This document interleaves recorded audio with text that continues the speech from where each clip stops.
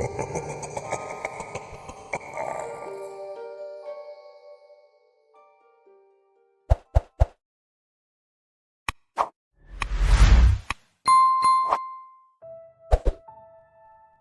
don't think my friends are human anymore. This is a pretty explosive statement to make, but I have nowhere else to go.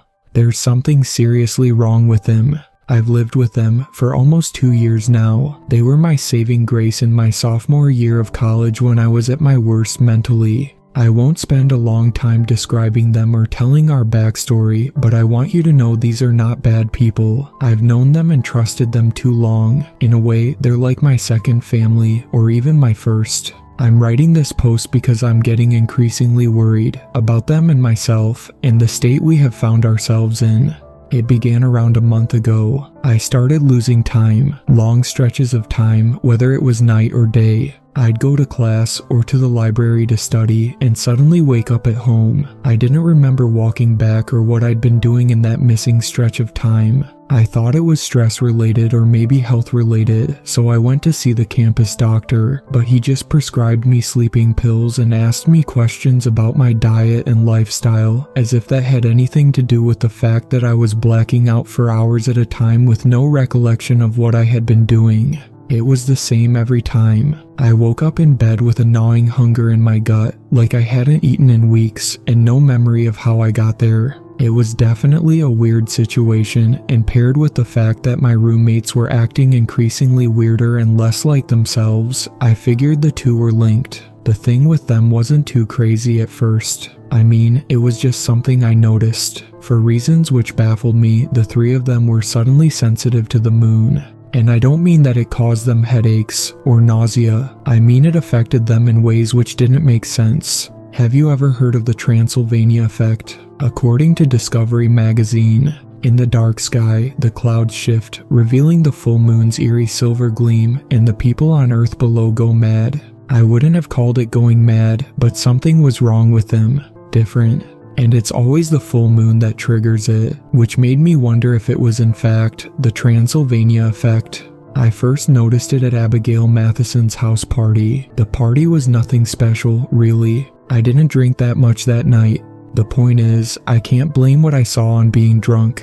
I know perception can be misinterpreted and messed up when you've had one too many canned strawberry daiquiris, but I was completely sober, and I was planning on staying that way until we left. I remember the night in clarity. I'm not a fan of crowds, so I lingered in Abigail's kitchen playing around on my phone. I only knew Abigail Matheson from Rowan and Emmy. They were in the same classes. I needed to find something to occupy my mind or I was going to die of boredom.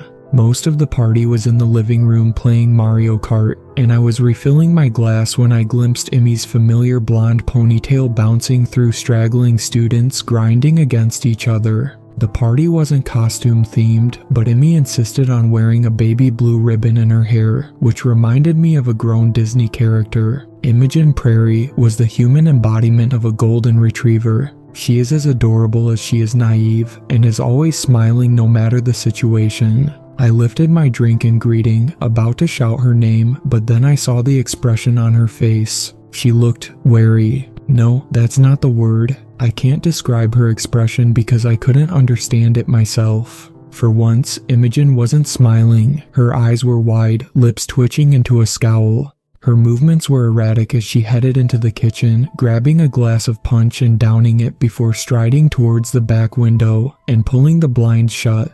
Rowan, roommate number 2, was right behind her. They were talking in hushed whispers, their heads pressed together before Rowan noticed me. Rowan was what you would call pretentious cute. Usually dressed in trench coats, his party outfit was oddly normal. Shirt and jeans, a loose pair of glasses sitting on top of unruly brown curls. Rowan Beck resembled what he called a normie. He fixed me with what I can only describe as a patient smile. Nin, have you seen Kaz? The copious amounts of lemonade I'd been drinking all night started to crawl back up my throat. His tone was different, darker, nothing like I knew. That was the first night I noticed something was wrong with him. Huh? I said stupidly. Kaz? Rowan raised a brow. Yep, Kaz is. He dragged out the Z. The guy you live with. Have you seen him anywhere? I don't think so. I caught his sharp glance at the blinds. Rowan, are you okay? The man's gaze snapped to me. I'm peachy. Rowan leaned against the table, his expression darkening. I sensed the desperation emitting from him, but it didn't make sense. Was Kaz in trouble? And why were they keeping it between them? What were we, little kids? His expression was sour, like he couldn't bear talking to me. Did Kaz by any chance? I don't know. He tapped out a tune on the countertop. May, B, go outside. Our third roomie had been MIA since the four of us walked in earlier. He made a comment about going to talk to a guy he was crushing on before disappearing into the crowd. I hadn't seen him since, which was very unlike Kaz. When it comes to games or anything playable, he's a competitive bastard. I expected him to be in the living room with the others, slamming buttons like his life depended on it. Instead, he was nowhere to be seen. I opened my mouth to speak when Emmy stuck her head through the gap in the door.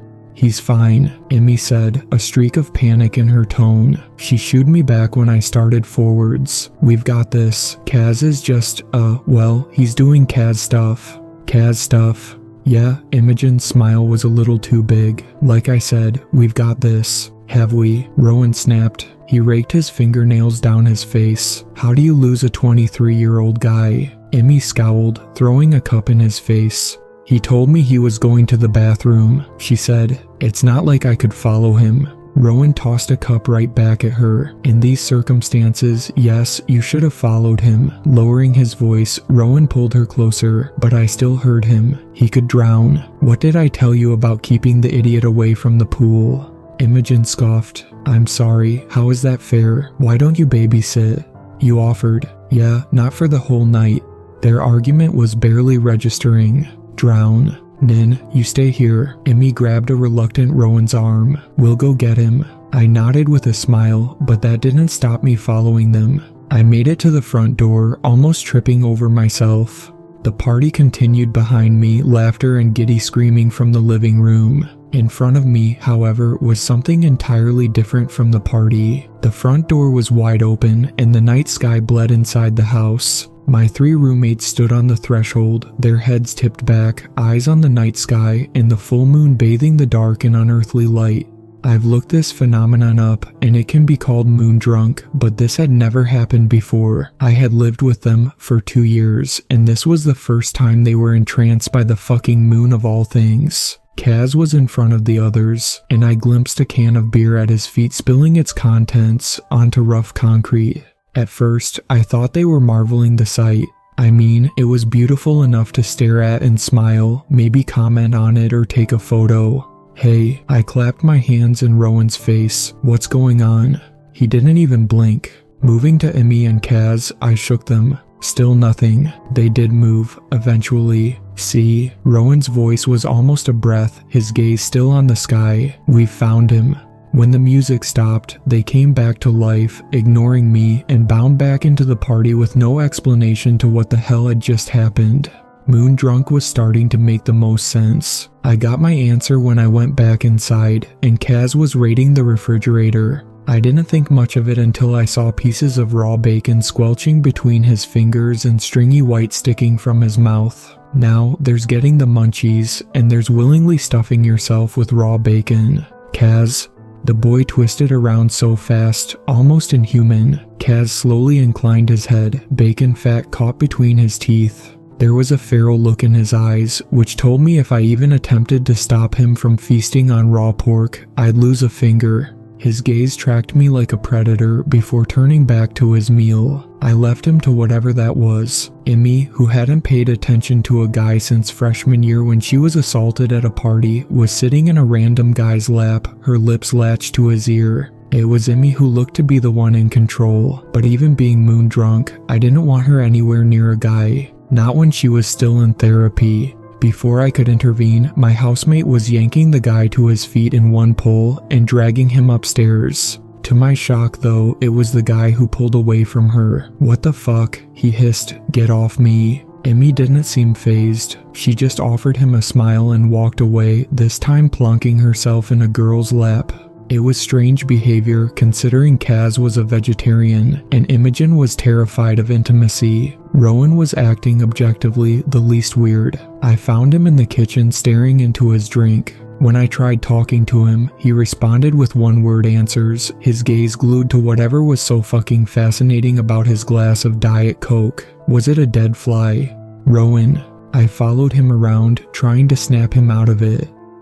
His voice was almost sing-song. Rowan. He twisted around, doing a little dance, half-lidded eyes struggling to take me in. What?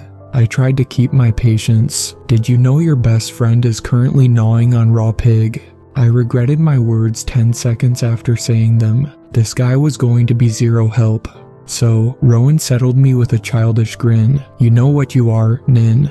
I didn't answer, already expecting a stupid answer. Rowan threw a plastic cup at me. Cuphead. Comedic genius. What the fuck is going on? I hissed, only for him to lean forward and blow in my face. Do you like chicken tenders? He asked, before bursting into childlike giggles. Rowan spent the rest of the evening aimlessly walking around with a stupid smile on his face. He called me Cuphead for 3 hours straight.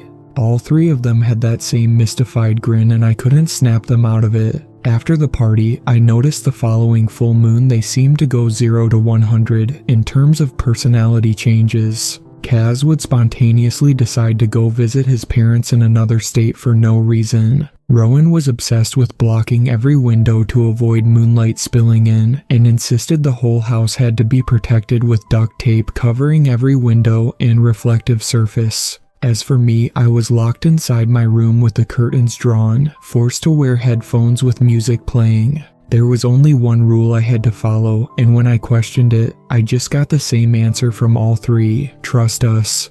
They wanted me to trust them when Kaz was gnawing on raw meat like an animal during a full moon. Imi was throwing herself at random guys and girls, and Rowan went into a trance-like state when he caught sight of anything reflective. I understood the moon was affecting them in ways I couldn't understand, but locking me in my room until the morning was overkill. I was the only one who wasn't affected by the moon's light, and yet they treated me like I was in trouble too. Despite being overly reluctant, I agreed to their rules. I stayed in my room and listened to music as loud as it would go. According to them, I couldn't at any point remove my headphones. After playing half of my Spotify playlist, I drifted off, and before I knew what was happening, I was waking up with sunlight poking through the blinds, feeling like shit, a gnawing hunger in my gut which splintered into nausea. There were differences that jumped out at me when I pried my eyes open, blinking through intense sunlight.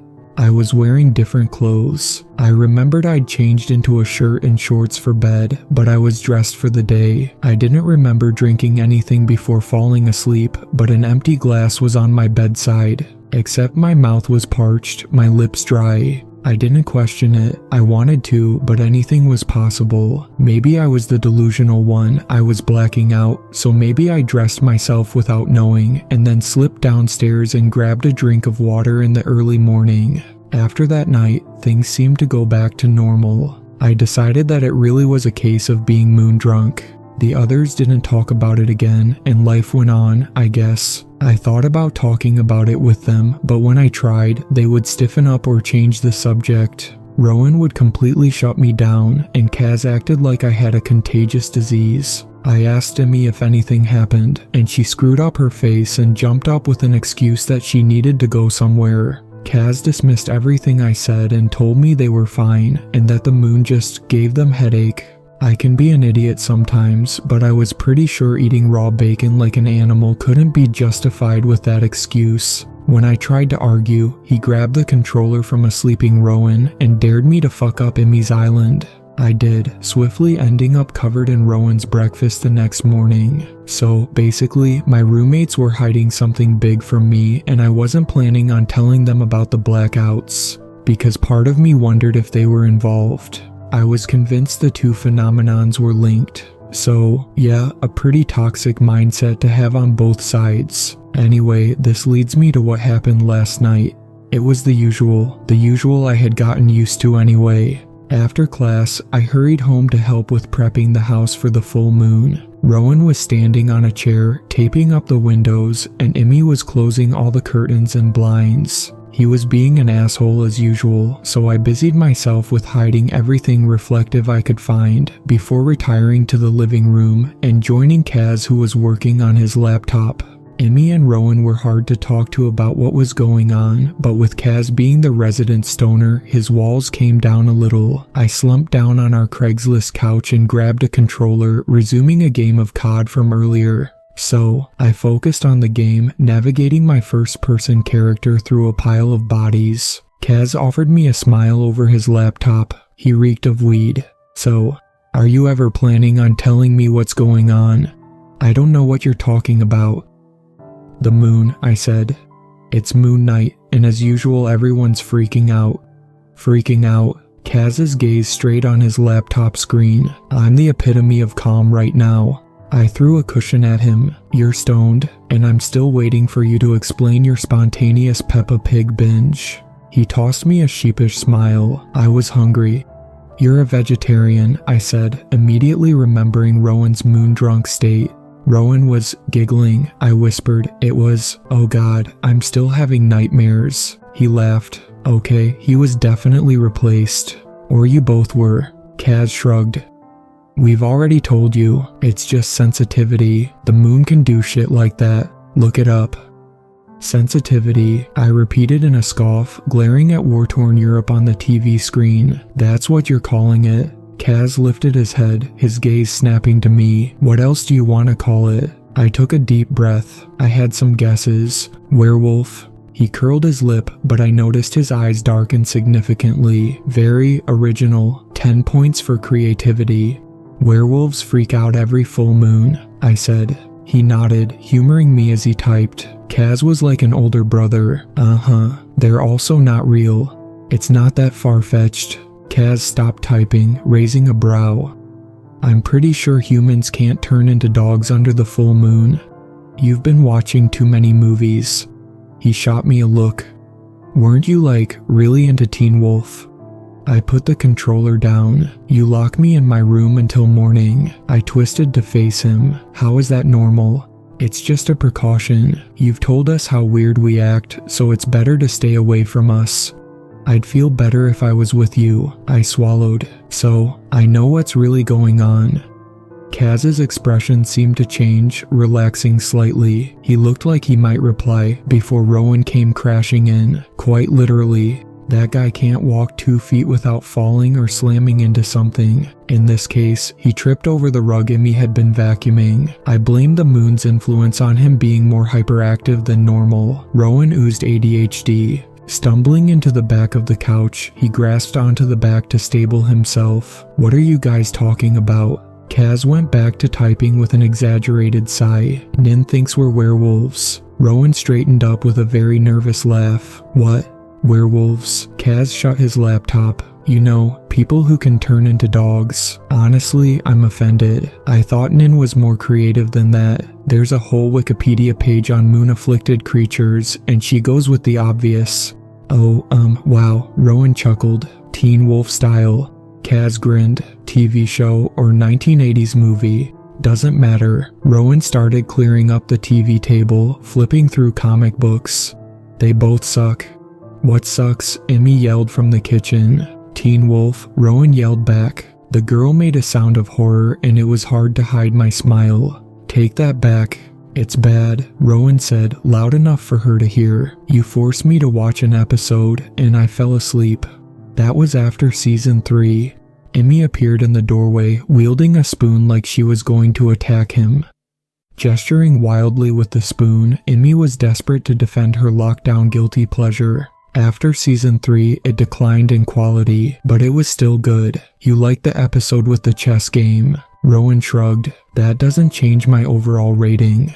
Who are you, IGN? Emmy turned and marched back into the kitchen and slammed the door. It took maybe an hour for the two of them to get back on her good side. See, I think about these moments and I wonder why I'm writing this post. I think I'm still in denial. I want to tell you thousands of reasons why they're not bad people. But then I remember what happened after that. I remember why I can't talk to anyone else but an anonymous subreddit.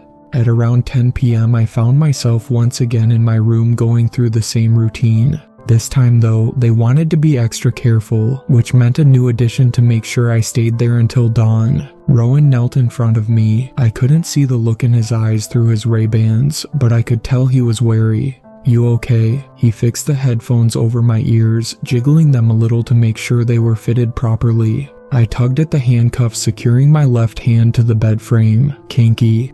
"It's just until morning, Nin." "Handcuffs though," I said. "Are they really necessary?" He didn't answer. "Remember what you have to do.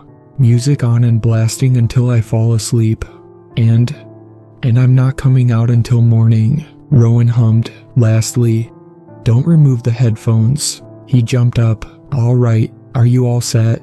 "Sure," I tried to smile. "I've got enough 80s pop and sad indie to last me a while." "Awesome." I tugged at the cuffs. "Rowan, if something is going on, you can tell me." He didn't turn around. "Really? Because, no offense, but I don't think a pep talk will help." "Well, I can try," I said. "I don't want to be locked up here every full moon because you're scared of moonlight." I was startled when he sputtered out a laugh before getting close, too close, his icy breath grazing my cheeks. "Well," Rowan murmured, "maybe if you weren't a coward that day things might be different. But here we are, Nin." He flicked me on the nose. "Drunk on the fucking moon." He exhaled in my face, and something warm crept up my throat, quite literally. "Are you a werewolf, Rowan?" I blurted. His entire demeanor changed suddenly. I felt him stiffen. I was used to his bad moods before the moon, but this was something different. This was hatred and resentment in its purest form shown in the twitch of his lips. I didn't have to see his eyes. His smile through gritted teeth told me everything. Slowly, Rowan tipped his head to the side, like he was feigning innocence. "What gave you that idea?" Before I could reply, he climbed off the bed and offered me a two-fingered salute, his lips twisting into a grin I knew was fake. It made me wonder if I was wrong, if the moon didn't change them, instead bringing out their true feelings and selves. But that only brought more questions. He mentioned that day, which was part of the endless blur of darkness, memories torn from me in my blackouts. Did something happen during one of those instances which had triggered them to act like this? With that question in my mind, I attempted to lunge from the restraints, but he was already at the door. "Night." I didn't reply. I knew not to entertain him when he was starting to feel the moon's effects. When the door slammed shut, and I heard the twist of the key in the lock, I lay back and closed my eyes. I considered tearing off the headphones and ignoring the rules, but that seemed petty. Plus, I was tired. I drifted off to music slamming in my ears. I still don't know how I slept through it. I don't know how long I was out for, but it couldn't have been long. A few hours. I woke up feeling ravenously hungry and yet hollow at the same time. When I sat up, I noticed something felt wrong. I frowned at my toes for way longer than necessary until I realized one was missing. I was supposed to have 5 toes on each foot, my foggy mind murmured. I counted them twice, but there were only 4. My pinky toe was gone. After staring at it for a while, I blinked, and I could have sworn it appeared in flashes, like the flesh was knitting itself back together. I was seeing things. That's what I told myself. Sleep paralysis was a thing, so I waited until I was fully with it, and when I was, my mind began to drink in my surroundings. The room was still dark, only lit up by my bedside lamp. I was in different clothes once more, and an empty glass of water stood on my bedstand. Something was different though. It was still dark outside, and I could just about glimpse a sliver of moonlight poking through the blinds. Another thing which was different, my hand was no longer cuffed to my bed frame. Sitting up, I stretched and headed to the door. It wouldn't hurt to peek, I thought. I reached out and grabbed the handle and twisted it, only for the door to swing open. Weird. Wasn't it locked? They probably had some weird ritual to keep the moon out which Kaz found on Yahoo Answers. Far too embarrassing for me to see. Slowly, I made my way across the hall and past the others' rooms which were all silent, which meant they were downstairs. If I was honest with myself, I really didn't want to deal with them if they were under the moon's effects, but the rest of me was desperate to know what they had been hiding. Why was I sentenced to my room until dawn? The clock on rustic paintwork told me it was 1 a.m. as I slipped down the stairs, careful not to make noise. That meant I'd been asleep for around 4 hours. I heard voices when I reached the kitchen door. Emmy was laughing, and Rowan made a hissing noise. That's not fair. You always get the blue ones first and never give anyone a chance. I call bullshit. Yeah, because you're losing, Emmy shot back. Rowan's right, though. Kaz joined in. You do act territorial over Park Place and Boardwalk. I do not. At least give someone else a chance to get the blue ones, Emmy. Why? I got them fair and square. You're just calling me out because you've got... Hey, Rowan yelled. Hey, she can't just do that. $200 left, Emmy sang, and you're stuck in jail. I rest my case. Huh. They were playing Monopoly without me, so they locked me in my room and played games till dawn. That stung a little. I could have walked away. I mean, they were having fun. I should have left them to tear themselves apart over a board game. But I was grabbing the handle and twisting it, pulling open the door. When I stepped into our kitchen, the first thing I saw was the impressive amount of property cards Emmy had laid out in front of her, as well as the pile of cash sitting next to the board. I started to speak. I think I was going to congratulate Emmy on her clear win, but the words choked up when my gaze continued across the table, this time settling on a small plastic container filled with red mush, which Kaz was sticking his fingers in and scooping into his mouth. The kitchen looked so familiar and yet different as my brain struggled to react with what I was seeing. Emmy's face was split into a manic grin because of her win, but there was something splattered on her lips and dripping from her chin. It wasn't Emmy I was looking at. It was what was in front of her, spread out like a main course, what she was tearing at like an animal. What was hanging out of Kaz's mouth in slithering strands dyed scarlet and piled on Rowan's plate. I was seeing flesh covering the table, and them, and the floor, and they were stuffing themselves. I thought it was raw chicken at first, and had decided at that moment that they really had lost their minds. Then, though, I saw what was lying at their feet. I saw the torso first, which had been torn into, guts spilling out onto the floor. The body was an unrecognizable mass of skinned bone and pooling scarlet before I saw the face, and clumps of hair which had been ragged from the skull. I recognized that dirty blonde ponytail. Unbelievably, I was staring at myself. I was ahead of my brain at that moment. I was already seeing everything for what it was in a hazy red cloud, and my brain could do nothing. It was me they were eating. They were ripping me apart, gnawing on my bones, stuffing my guts into a plastic container and using me as dip. I was paralyzed. I looked at the window, at the duct tape blocking out the moon's light. So this wasn't an effect of the moon. This was them. This was all them. Emmy was the first to notice me. Her smile dampened, and she dropped what looked like stringy pieces of intestine clenched between her fists. My roommate's eyes widened, and for a moment she looked like she was on the edge of hysteria. Nin, she squeaked, the mushy mess of guts slipping from her hands. Hey, this. The girl was struggling, her eyes snapping to my body which had been hollowed out and cut into pieces on the floor. Then, to Rowan's plate filled with a red mush of blended whatever, and whatever the fuck Kaz was sticking his fingers in. This isn't what it looks like, Kaz finished for her. He stood up, seeming calmer than the others. Rowan was staring at me, his Ray-Bans pinned back dark curls, and his eyes didn't seem angry or even fazed that I was seeing this. They only regarded me with amusement. Like he wanted me to find this. He looked torn whether to continue chewing on my flesh or try to explain. Nin, Emmy jumped up. We can explain, she whispered. Or we can't explain right now, but if you just let us. Let us what? Rowan scoffed. Explain? Yeah, we're way past that point. Do you want to try explaining Café de Nain? He pointed to his chin. You've got a little of her small intestine there. What? Emmy shot me a look, swiping at her chin with her sleeve. Nin, ignore him.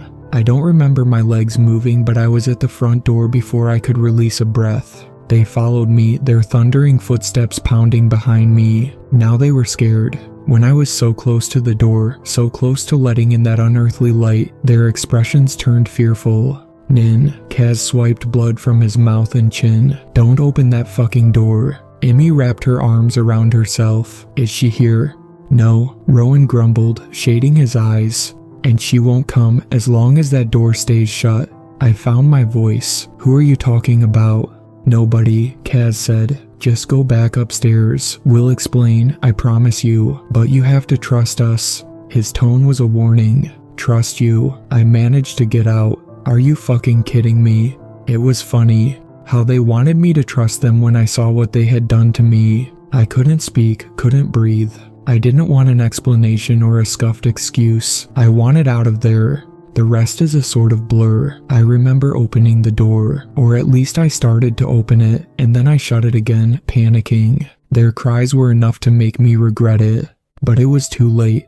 I watched their eyes fill up with that same unearthly light which bathed the sky. It was beautiful and terrifying the way their resolve crumbled in their eyes and lips. Scowls turned to whimsical smiles, and blood-stained hands fell to their sides. The three of them headed back into the kitchen, and a sudden rhythmic knock on the front door startled me. I remember Rowan at the corner of my eye, rummaging around in a drawer. Emmy and Kaz stood behind him. I risked going to the window and peeking out, but all I saw was the moon.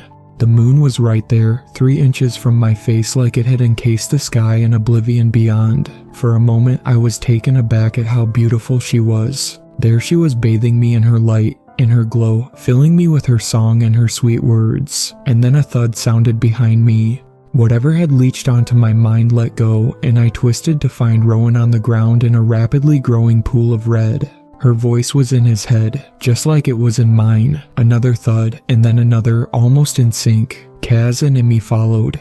Their throats had been slit by their own fingernails fashioned into claws. When it hit me that my roommates were dead, I was seeing her reflection in everything, in silverware which had been brought out from the drawers, bleeding through the duct tape on the back window. I knew what I had to do. I had to get the cops. I was halfway upstairs when a blinding flash filled the hallway, followed by the sound. It sounded like a camera, like someone was taking a photo. When I grabbed my phone from my room, the moon lingered on the screen, growing larger until I swore she wasn't just in reflective surfaces. She was at the corner of my eye, a half crescent quickly reaching totality the more I caught her shadow looming.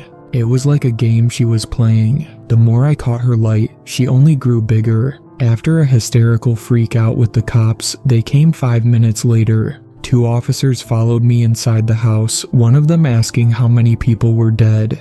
3, I kept saying. My roommates. I was speaking in barely decipherable sobs. My roommates are dead. When I led them into the kitchen, however, bracing myself for the gory aftermath of what I saw, I was greeted by the 3 of them sitting on the floor, resuming their game of Monopoly. My body, as well as every piece of me, was fucking gone. The blood pooling on the floor, as well as staining their skin and faces, was gone. Officers. Rowan saluted the cops with his drink. I noticed a glitter of light in his eyes, in Kaz's when he stood and folded his arms, his lips pulling into a smile. What's going on? He shot a look at me. Nin, come on, we're in the middle of a game. The officer standing behind me frowned. We were informed of a triple homicide. He cleared his throat. Everything seems to be relatively normal. Stepping in front of me, he was scowling. Miss Kane, are you aware that wasting police time is a criminal offense? They were dead, I said in a hiss. I saw them. They were dead. The second officer sighed, turning to Kaz. Is your friend under the influence of drugs? Or too many scary movies? The other scoffed. Rowan jumped up. Nope. No, we're all good, officer. When he came over and grabbed my arm, his grasp was strangely gentle. When I was leaning into it, however, I glimpsed something on his neck. At first I thought it was a tattoo, but it was engraved into his flesh. The number 2. She's not feeling great, he said. We apologize for any crap caused. The cops didn't say a word when they left, only muttering to each other about stupid kids. I couldn't face my roommates after that. I went upstairs and splashed water on my face. I was seeing things, I told myself. I was going fucking crazy. But then my fingers found the back of my neck, and I was twisting around, something acidic creeping up my throat. Rowan's neck displayed the number 2, while mine had the number 27. I went to bed after that. I was all ready to grab my things and leave while they slept, but when I risked standing on the top of the stairs, Kaz was in front of the door. It didn't look like he was blocking it intentionally, but I wasn't going to try. This morning was awkward. That's the only word I can think of to describe it. My roommates acted like nothing was wrong, like nothing happened. When I asked if the police had come back, Emmy frowned at me over her oatmeal she hadn't touched. Police. Her eyes grew wide. Wait, did something happen last night? I was waiting for her to eat it, but she was just staring at it like it was sentient. I thought back to last night, watching her chewing through a mouthful of me, and I felt sick to my stomach. Doubt it. Rowan had his back to me, making coffee. All I remember is passing out after Monopoly. After you lost, Emmy coughed. Last night doesn't count. Kaz grabbed a seat next to me. As far as we know, moon sensitivity TM didn't get us, and Rowan let Imogen win Monopoly. Nin stayed in her room and we survived another full moon. He smiled. Cheers to that. Hey, Nin. Rowan pushed past me when he took his plate to the dishwasher. If anyone knocks today, don't fucking answer it. I noticed Emmy stiffen up. Kaz's smile faded. Understand, Rowan said. Shut off all the lights. With no explanation, the others left for class after breakfast, and I planned my escape. I wanted to pack up all my stuff, but instead I found myself scouring their rooms for anything which would confirm last night was real, and I hadn't fucking hallucinated it. But their rooms were exactly how I knew them. Emmy's was a total mess, covered in exotic plants she forgot to water, textbooks, a whole bookshelf dedicated to the horror genre, and every plushie you could think of. I looked under her bed, though there were just old snacks she'd forgotten to throw away and letters to her parents she had never sent. I tried Rowan's next, but it was more or less the same. I knew his room from movie nights I spent with him, though it still felt wrong going in there. Rowan's room was perfect. Everything was in its place and was strangely symmetrical. His books were color-coded, and there was one singular Yoda plushie peeking from his bed covers. Under his bed were the usual things you'd find in a man's room, used tissues and odd socks. But there was nothing I'd consider weird, nothing that told me he was a cold-blooded murderer. I was losing motivation when I reached Kaz's room at the end of the hallway. I expected the usual when I stepped inside, movie posters on the walls, and Japanese snacks littering the floor. There was that, of course. I knew Kaz well, but when I peeked under his bed, there was something wrapped in plastic. When I crawled further under, I saw through the plastic. I saw the same flesh from last night, pieces of torso and limbs ripped through and torn in two. But there wasn't just one of me. There were multiple mutilated bodies which all had my face squished against the plastic and pooling red. My cannibalized body stuffed into trash bags, my own dead eyes staring at me. My mind flashed back to the blinding light filling the hallway and the sound of a photograph being taken. The moon following me, creeping behind me as I made my getaway upstairs to grab my phone to call the cops. My pinky toe growing back right in front of my eyes. I know this sounds fucking crazy, but I think my roommates are copying me. That's what the 27 means. I've been copied 27 times. Copied, cloned, whatever, so they can eat me. I am yet to go back home as I'm writing this. I'm planning to go back and get my stuff, but right now I can't. I want to blame all of this on them, but I keep thinking back to Rowan's words. That night, I was a coward and left them, and somehow these are the consequences. What did I do to turn them into this? Rowan said this is my fault. It's driving me crazy that I can't remember it. How can I get those memories back? But do I want them back? Do I want to know what turned my roommates into this? My friends are no longer human, and neither am I. I thought they were embarrassed by their moon-drunk selves, but no. They were playing Silent Hill with my emaciated body. The moon's influence has moved past sending them into a trance-like state and acting moon-drunk. This was a whole other level of side effect, one they were trying and failing to hide with smiles and nonchalant faces, and I couldn't stand it. I was going to go fucking crazy, especially when the three of them were acting like the night before never happened.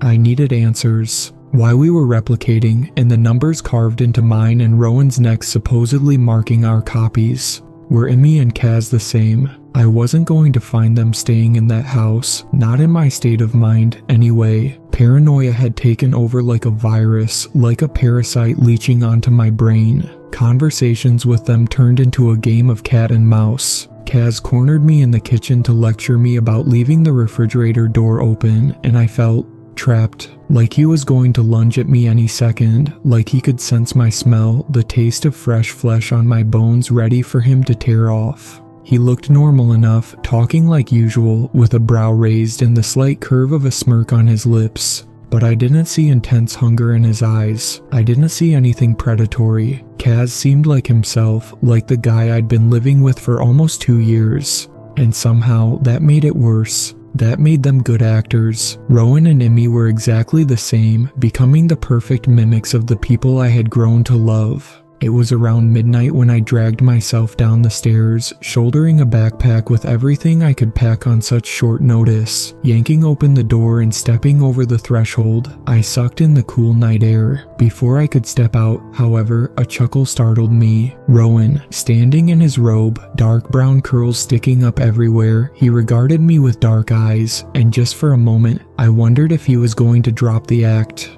Out of the three of them, Rowan was the one who struggled most with the facade. I hadn't forgotten the look of resentment and hatred he'd given me on the night of the full moon. The real him. Relief flooded me at the thought of him giving in and finally ripping off the mask. Instead, though, he folded his arms across his chest and took a step forward, still with that smile, a smile I knew was a grimace. Rowan really wasn't trying to hide his disdain for me. Instinctively, I took a step back. And like clockwork, he took another step forward, and another until I could smell the coffee on his breath. "It's almost midnight," Rowan said. If he noticed my panicked steps back, he didn't say anything. "Where are you going?" "The store," I replied smoothly. "I need some fresh air." Rowan cocked his head, his lip curling. "At midnight." The door slammed shut in my face, and I resisted the urge to shriek. "Yeah," I hissed out. "I'm gonna get some food." "Hungry?" He gestured behind him. "Dude, Kaz just made veggie lasagna. Don't you want that?"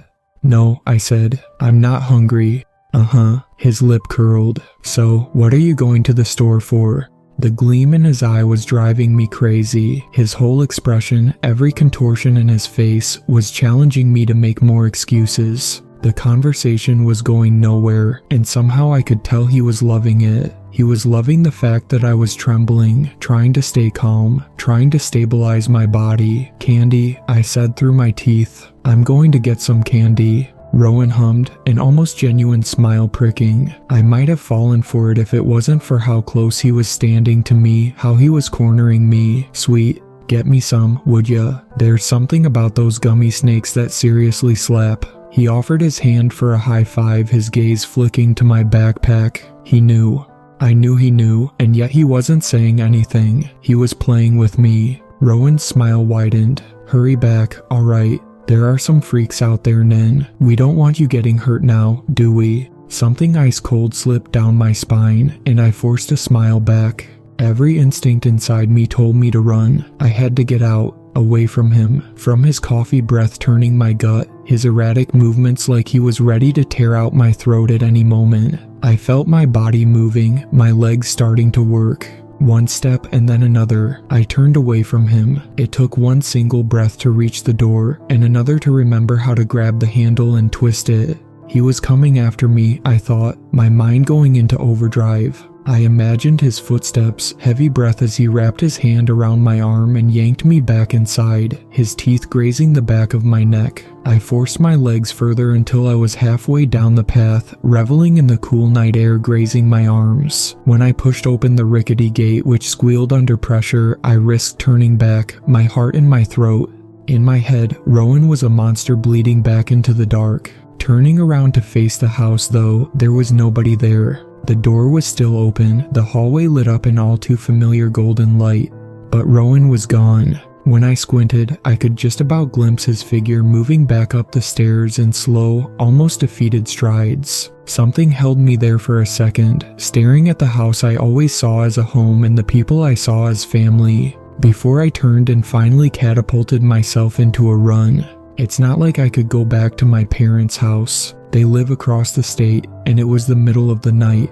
I had a friend from class, Sam. We used to be close, but a while ago he started to distance himself, only smiling at me in passing. We went from hanging out almost every day to barely talking, and I figured it was just natural for a friendship to crumble, even if I didn't want it to. Sam got new friends and I moved out of my dorms. I could either turn up at his door and make a fool out of myself, or go back to my cannibal roommates. Making a fool out of myself, it was. Sam lived in a large building with ivy crawling up red brick. The house was old and crumbling, but cozy. I remembered freshman days, sitting under the late glow of the sun, the two of us spread out on a worn picnic blanket watching the July 4th fireworks in the sky. Before I could hesitate, I knocked 3 times. The windows were dark, so that wasn't exactly comforting. Sam used to leave the door open so I could slip in whenever I wanted. Seeing it locked made my stomach twist. Sure, it was midnight. Why wouldn't he lock it?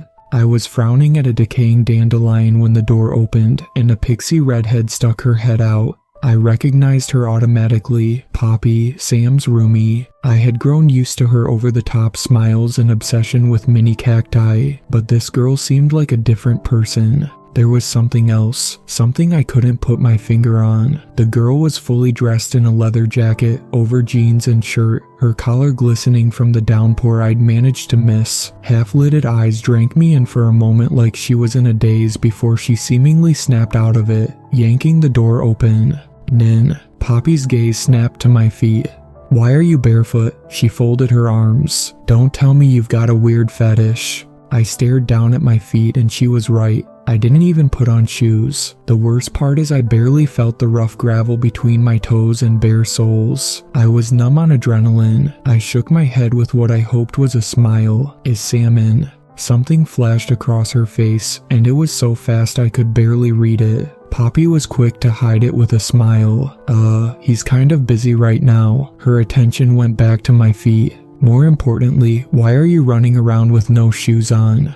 Before I could choke some kind of answer, the girl gestured me inside. "Get inside." "Jesus, Nin, your feet." I managed a smile, stepping into the hallway. The house was exactly how I remembered it. Homely, safe. "Thanks." "What do you need Sam for?" Poppy asked, shutting and locking the door. I shrugged, shivering. I didn't realize how cold I was until I stepped into warmth. "Just to talk to him. You know, catch up." Poppy laughed. "About? You ran across campus to talk." Her smile was teasing, and I'd missed it. "Nin, have you heard of texting?" "I'm kind of locked out." Poppy's smile faded. She cleared her throat, stepping aside. "Well, you know you've always got a home here if you're ever in trouble." She gestured over her shoulder. "Sammy is in the lounge." Poppy led me into their kitchen and plonked a can of soda on the table. It was just like the old days. Poppy and I would hang in the kitchen drinking while Sam took a millennia to get ready. "You drink that, I'll drag Sam away from his game." I nursed the can between my hands, rolling it around. "Game." Poppy rolled her eyes, yanking open the refrigerator with a little too much gusto and pulling out a beer. She cracked it open and took a sip through a groan. They're in the middle of a tournament, or whatever. It started last night, and it's still going. You'd think grown adults would do something more interesting with their time, but alas, I digress. Poppy set the can down. I've been trying to sleep for the last few hours, but they're pretty loud. I just blocked them out with whatever's on Netflix. Cracking open my soda, I downed half of it. God, there was nothing better than a frosty Coke. Rowan and I used down bottles of them for our failed TikTok account. We stopped doing it when he had to get his stomach pumped. "Tournament," I said through a mouthful. I couldn't help noticing her attire, and her claim about not being able to sleep suddenly seemed dubious. What, had she been sleeping fully dressed? Poppy smirked and perched herself on the edge of the table. "Just a nerd game," she said dismissively. "Sam's friends are quite odd." I glanced at her jacket, still glistening. "Have you been outside?"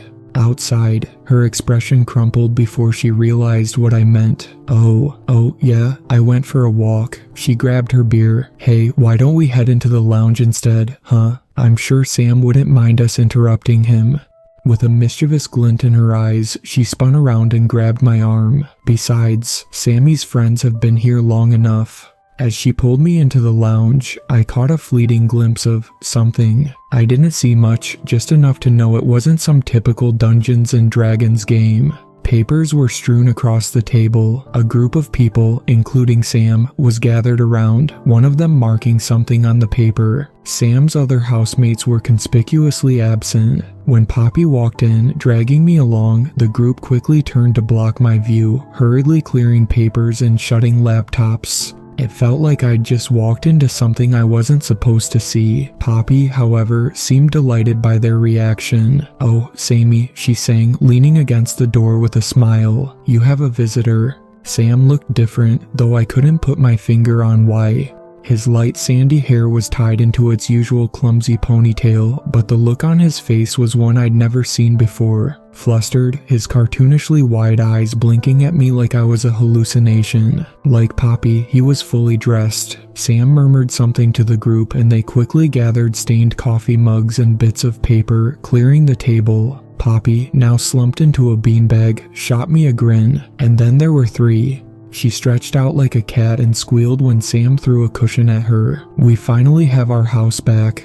"You know I have the lounge until 2, he retorted, continuing to tidy up.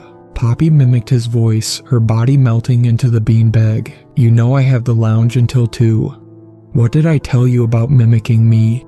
Sam shot her a glare, exasperated. The girl chuckled. "Hey, it's fun." "It's not fun when you sound absolutely nothing like me." "Cry about it, Sammy." Their back and forth reminded me of my own roommates. His lip curled into the slightest of smiles and he picked up another cushion to throw. "Poppy, Sam," she shot back in a mocking exaggeration of his accent.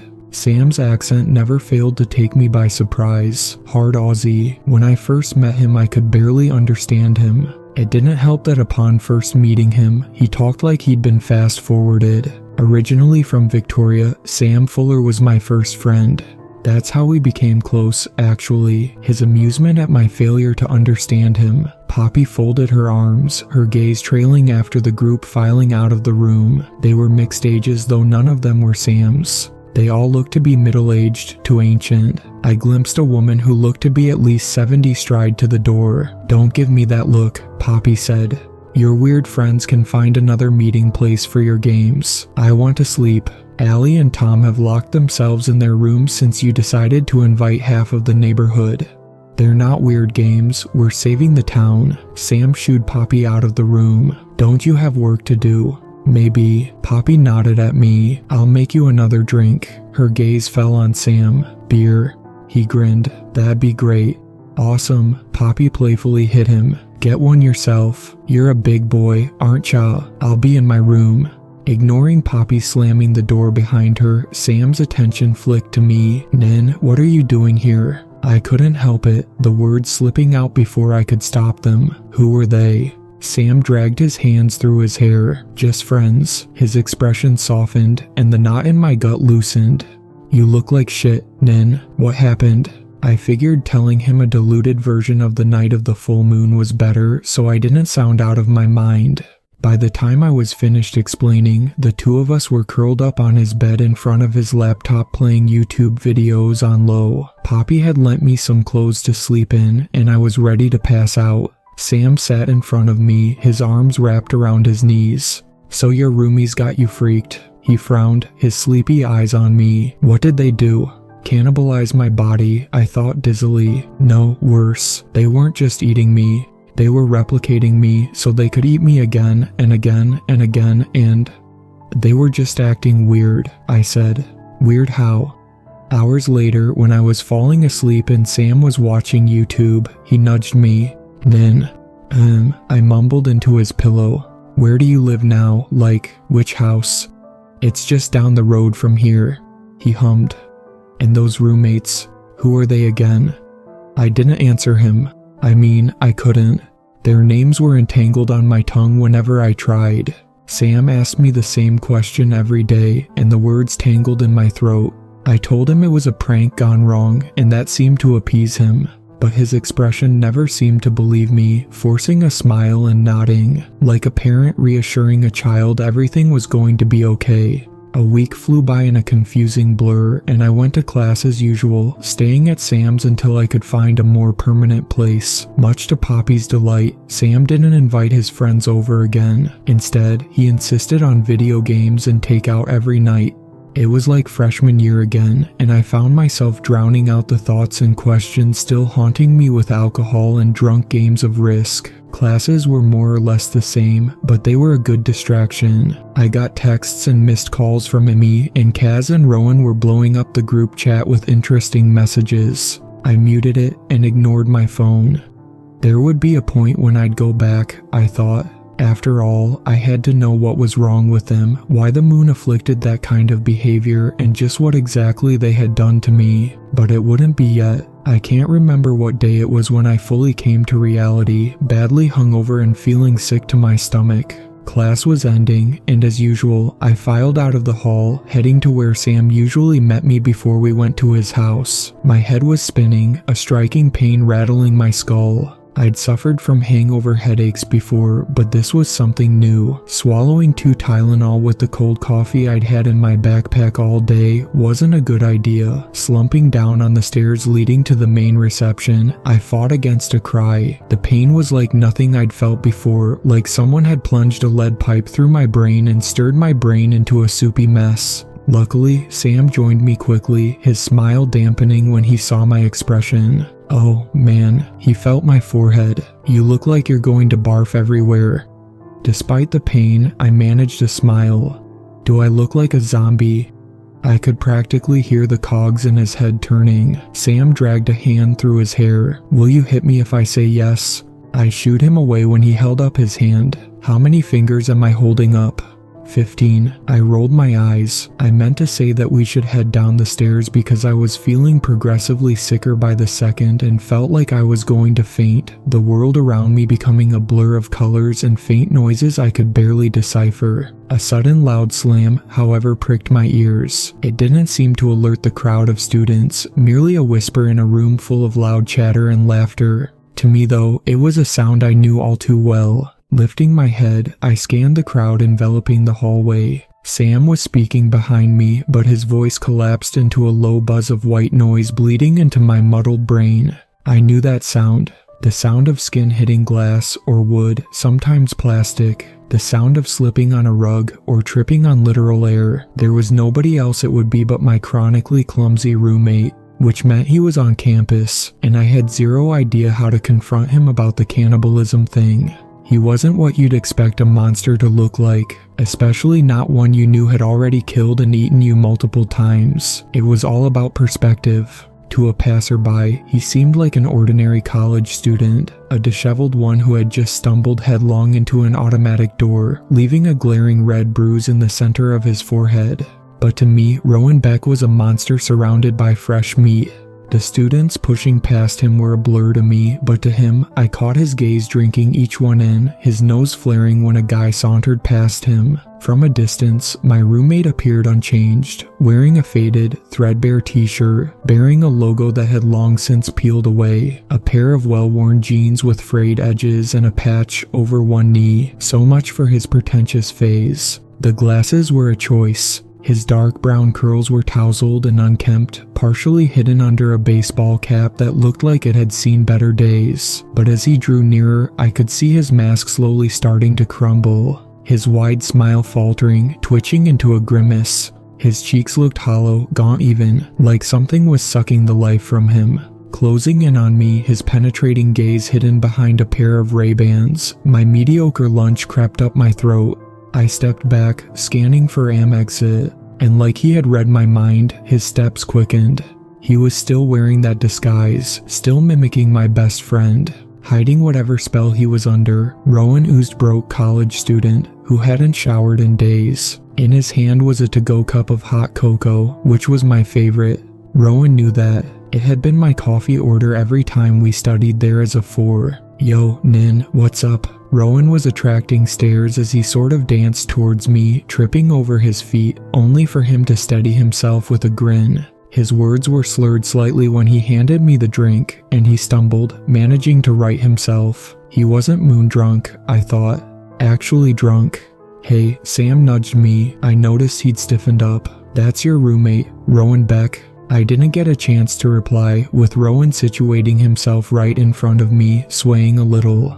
Now call me crazy, my roommate said in a slurred giggle. He stumbled again, and this time my hand shot out to steady him on impulse. I caught the flash of disgust on his face. Still wearing that smile, he swiped my hand off of his shoulder. But I'm getting the vibe you're avoiding us, which is like, so rude. You could have just sent us a text, but no, you decided to be cool and miss Riaus. I took the drink hesitantly.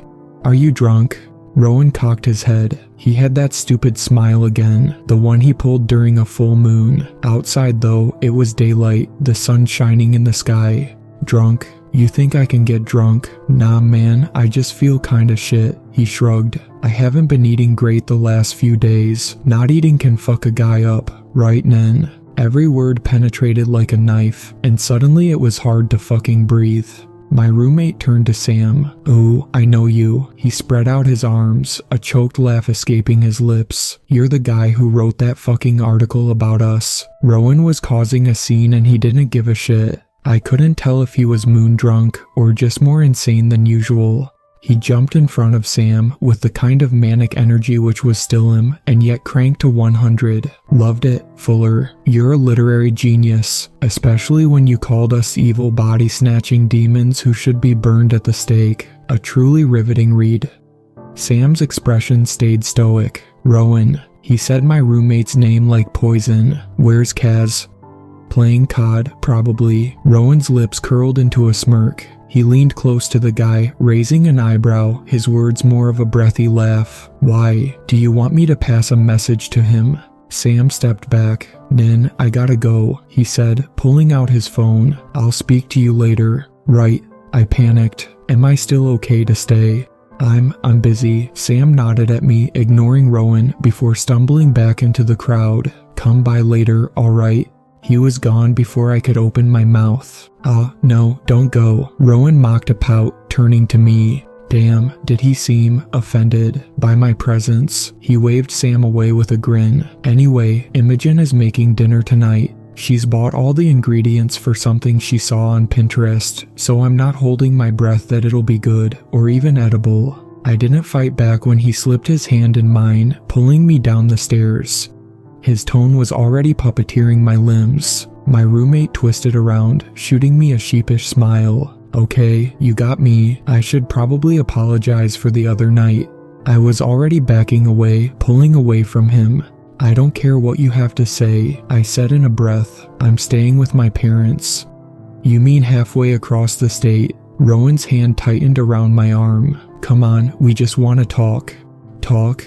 That got my attention. Following him to his car parked out front, I slipped into the passenger seat. I was aware I was following the big bad wolf into the forest, every horror movie cliche. But what other choice did I have? I needed answers. Maybe he was finally going to tell me what the fuck was going on. Rowan was still my roommate. I had lived with him for 2 years. I needed to know what was going with them. Why were they like this? And why, according to him, this was my fault? Rowan jumped into the driver's seat and started the car, dragging his hand through his hair. Yeah, he said. I mean, once again, we left you on a full moon, and I bet it sucked, but hey, he chuckled. At least you didn't see us moon drunk again. My housemate sent me a mocking look. Wait, did you? Oh, man, what did I do this time? The last thing I remember is playing Monopoly, and I think at some point I cuffed you to your bed.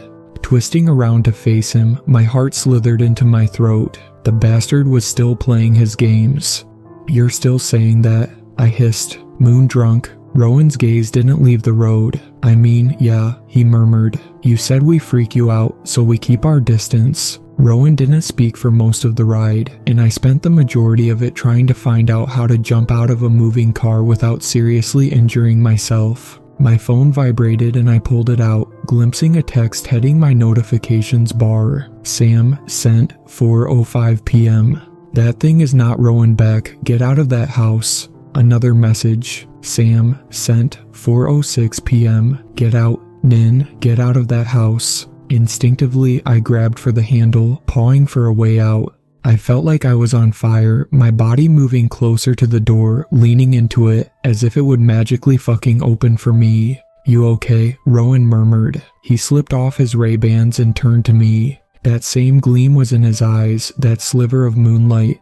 He looked worse without the Ray-Bans, bloodshot eyes, a mixture of burst blood vessels and moonlight haloing his iris. My roommate looked beautiful and horrifying at the same time, a mixture of human and inhuman, the shell of the guy I thought I knew filled with her. But there was something else, something I didn't understand. His skin looked cracked, like it was splintering apart. And in those cracks was what I imagined pins and needles to look like, static. There was static leaking from the cracks, spiderwebbing across his pasty skin. Rowan sighed when I couldn't bring myself to answer. "You know," he said, his hands tapping the steering wheel, "eating makes me feel better. He took a long breath, tapping out a tune. "Well, it takes the memories away, you know, makes me feel so fucking good." He tipped his head back, eyes rolling back, like he was in euphoria. "Rowan, I managed to get out." His eyes flickered shut at a red light. "You would not believe how good the human skull tastes when mixed with intestines. Oh my god, the crunch. It's fucking insane. Your skin is my favorite part." He tapped a beat with his shoe. "Damn, you taste good, like chicken, but a little sour." When I grabbed for the door handle, one arm whipped out, pinning me to the seat, the other straying on the wheel. He was unsurprisingly strong, his heavy weight restraining me against cool leather. The flesh under Kaz's bed is good. I mean, it's a little soggy and gross on the outside. It's not peak meat, but it's tolerable. If you ask me honestly, I'd say I prefer you refrigerate it. His lips split into a grin, and we're saving those for a good game of Smash. "Rowan," I heard myself say his name again, straining against his arm. "You said we should talk," he deadpanned. Outside, the world went by as normal, the evening rush hour flying by in a blur of vivid reds and oranges. "So, that's what we're going to do," he whistled. "Talk." Words appeared in my throat, but they wouldn't form on my tongue. He surprised me with a laugh, and with that laugh, his facade was shattered. He'd finally ripped off his mask. "Why did you have to come downstairs?" Rowan finally twisted to me, his lips curled into a grin, his eyes telling a different story. So many emotions, past emotions. Emotions from a time ripped from my memory. Hatred and pain, anger and something else entirely I couldn't read. "All you had to do was stay in your fucking room, and we wouldn't have to remember. We could go on living together, you, me, Kaz, and Emmy. And yeah, when I'm agitated or it's nearing totality, I start to remember pieces of it." His voice broke, which was so unlike him. So haunted, so hollow and wrong. Why I fucking despise you, Nin." He was trembling, and when I dared look, his skin was slowly coming apart, a cocktail of moonlight and static pouring out. I was frozen. I couldn't fucking move. Rowan grabbed the wheel with both hands, his knuckles turning white.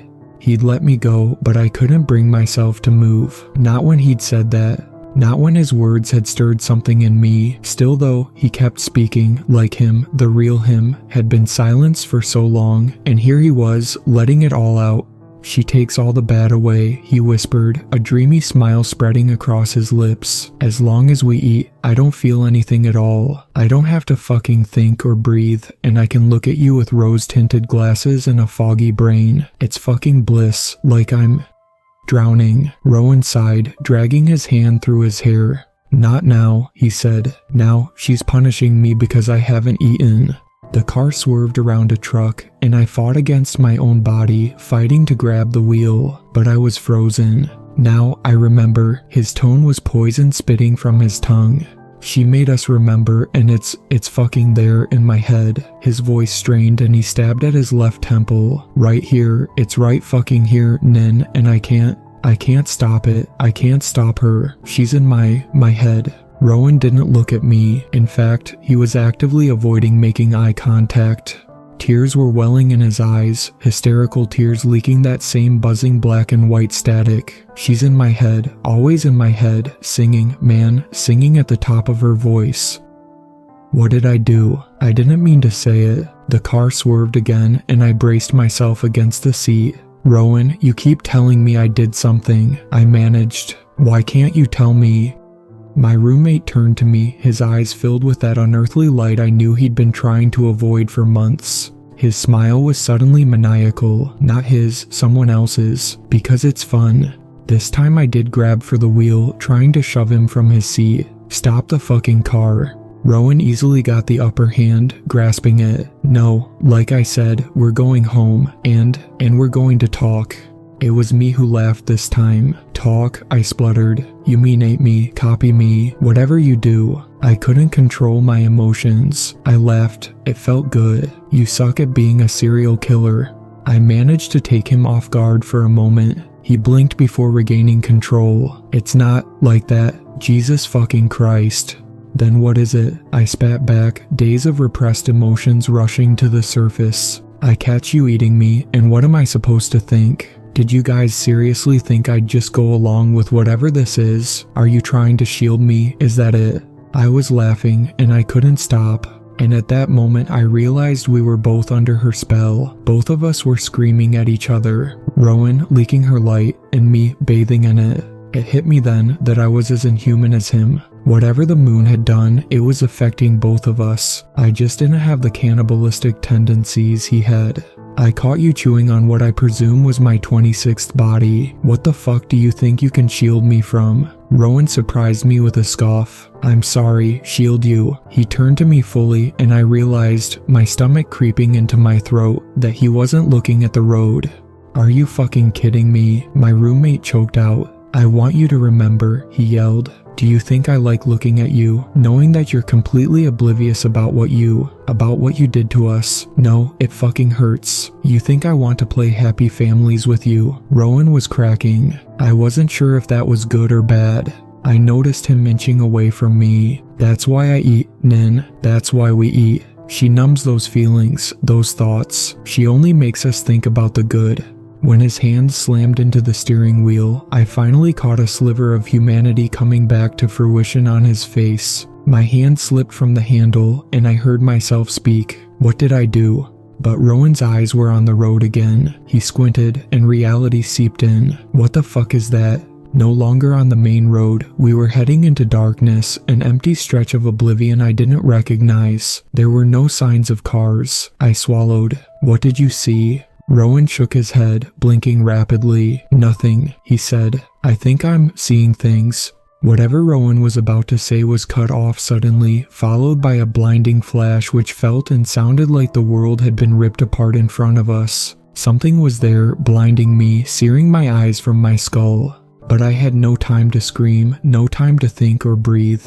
Before I could, my mind was working, and dizzying thoughts were hitting me. Our car had hit something, and that something was powerful enough to propel me into the air. My roommate's car shredded apart. The world was shattering around me, my body caught in a whirlwind.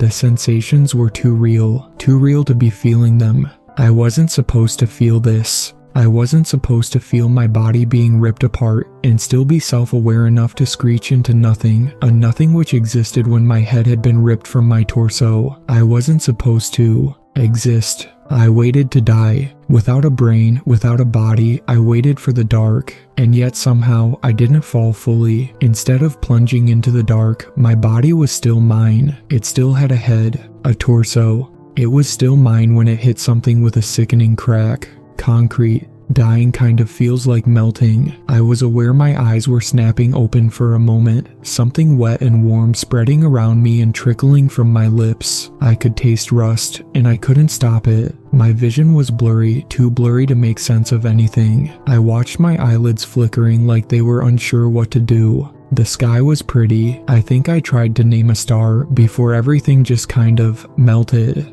It was the 28th time I died, and this was the first time I really felt it. Melting. I melted into the ground, my body and thoughts fragmenting, before whatever had taken me choked me back out. Death had rejected me. After a disorienting moment of nothing, trapped between nothing and something, awareness came back to me in splinters, reality bleeding back into focus. I could feel the breeze tickling my back.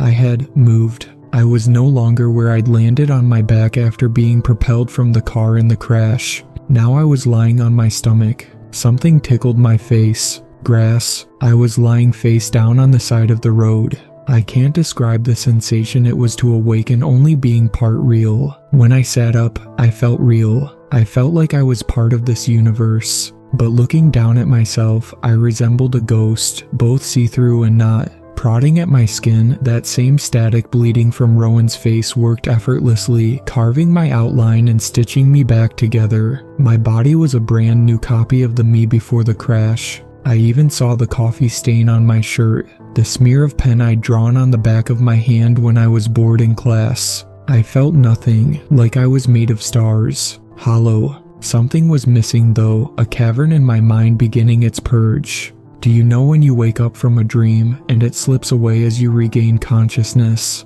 That's what it felt like everything which had happened, the crash, everything Rowan said, was a dream. Once I felt more like myself, and when my fingertips could touch real objects, wet gravel and grass, my own skin, I shakily got to my feet. I found my old body at the side of the road. I'd bled out, just like I thought. My eyes were still wide open, still struggling to name that constellation. When I crawled over to it, I couldn't resist, grasping hold of her hand, only to get a flash, like I was seeing her POV. She was my old body's memories. I saw Rowan's expression, his skin splintering apart, his eyes filled with moonlight.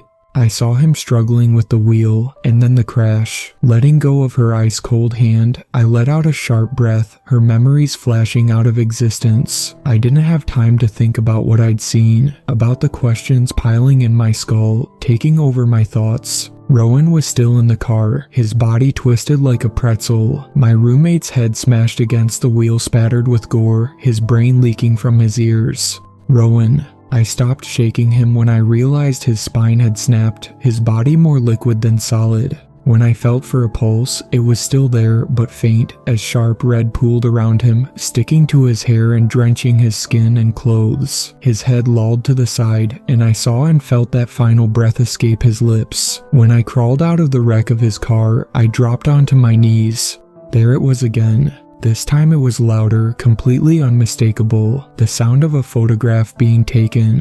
When that light filled my eyes once again, I turned away from the car wreck, blinking through intense light. It was at the back end of that sound, the sound of a photo snapping reality and stealing away a moment, when I glimpsed the body seemingly bleeding into existence right in front of me, like a Polaroid coming to life. Stumbling over to him, I found Rowan curled into himself, and like me, he was made up of static, which became flesh, which became skin, spreading across him, making a perfect copy, an exact replica of the dead guy in the wreck. He was beautiful, like a shadow coming to life, a sketch bleeding into a human. Hesitantly, I reached out and brushed dark curls out of the way, hair which was still shadows, and shapes seeping into contorted reality. This time the number 3 was carved into his skin, and by the look of it, the number was fresh, only just coming into existence. Did my asshole roommate just respawn? After a moment of just watching my roommate be brought to life, his chest rising and falling, eyelids flickering, lips parting, I got a hold of myself and tried to grab him. But when I was sure my hands had made contact with him, flesh with flesh, something smashed into the back of my head, and stars filled my vision. I hit the ground, barely physical, which made me easier to capture. I was being dragged, my bare arms burning across rough concrete, before a shadow was looming over me, something cold suffocating my nose and mouth. In the corner of my eye, I glimpsed an adult figure lifting Rowan into their arms, his body still flickering in and out of existence. Before I could cry out, I was forced to inhale, choking on what smelled like lemons. Before my body went limp, and I allowed myself to be dragged into the pitch dark.